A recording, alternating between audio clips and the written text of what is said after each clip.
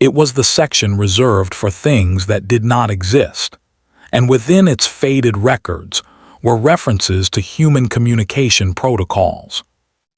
Arrogance at the council.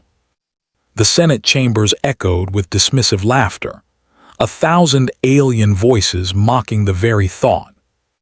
Humans, you mean the fire ghosts of forgotten stories? They destroyed themselves. They never even touched the stars. Ghosts don't send signals.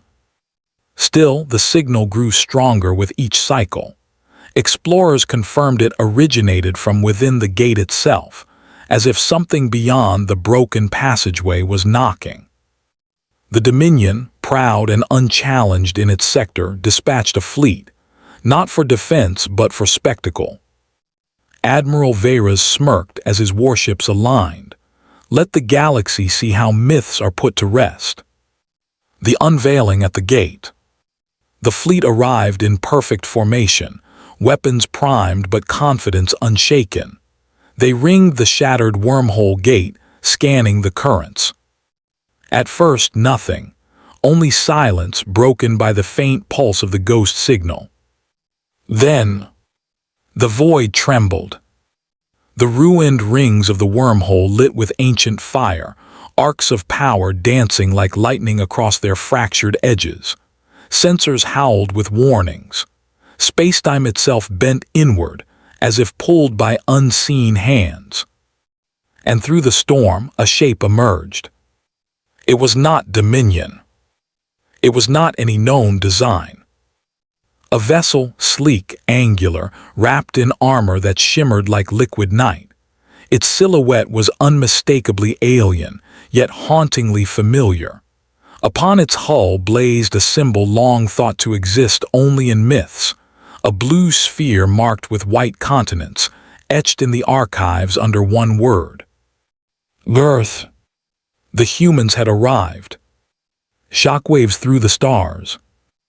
The bridge of Admiral Veras's flagship fell silent. Thousands of voices across the fleet choked into disbelief. It cannot be. By the stars, it's them. They're real. The ghost signal wasn't a beacon, it was a call, a declaration. The humans had not vanished. They had waited, and now, through the broken gate, they returned. The human vessel moved with terrifying grace. It did not broadcast identification. It did not request permission. It simply slid into the heart of the Dominion fleet like a predator entering a herd. Admiral Veras forced his voice to remain steady. Prepare weapons. If they are real, they will learn respect. Yet even as he spoke, the alien admiral knew his words were hollow. Something in his gut, something primal, whispered the truth. This was not prey. This was not myth. This was a hunter returned. The clash of real and myth. The Dominion ships locked weapons, but the human vessel did not flinch. Instead, it released a single transmission, a voice carried across the stars. It was calm, it was measured, it was human. You have forgotten us, but we have not forgotten you. Then the vessel moved. No Dominion record described what followed with clarity. Some swore the ship split into phantoms, striking from every angle. Others insisted it used weapons no sensor could comprehend, beams that unmade hulls without fire, pulses that silenced fleets without a sound. The battle, if it could be called such, lasted mere minutes. A Dominion armada of 60 ships reduced to drifting husks, their systems dead, their crews trembling. And the human vessel untouched. It lingered at the gate, silent once more, as if daring the galaxy to deny what had just occurred. The aftermath, whispers in the dark. Word spread faster than light. Across empires, across star systems, across academies and markets, the news hissed like wildfire. The myths were real. The humans had returned. In Senate halls, once proud leaders spoke in hushed tones, glancing nervously at the stars. In war councils, the bravest admirals avoided the word human, instead calling them the gate-born. But among the common people, the whispers grew bolder. They survived. They remember. They are coming. And always, the story ended the same way, with the chilling truth that no one dared speak aloud, but everyone now knew. The myths had stepped out of shadow. The ghost signal was real, and the humans had returned to the galaxy. The legend of humanity, a myth to mock. In the deepest corridors of the Zorith Dominion, where the stars have watched for millennia, a collective silence settled over the War Council. The room was large, forged from polished obsidian and gleaming silver, and the voices of 1,000 species had echoed within its halls. Yet today, a peculiar subject was on the table, one so ridiculous that even the oldest of the Dominion's counselors scoffed at the thought.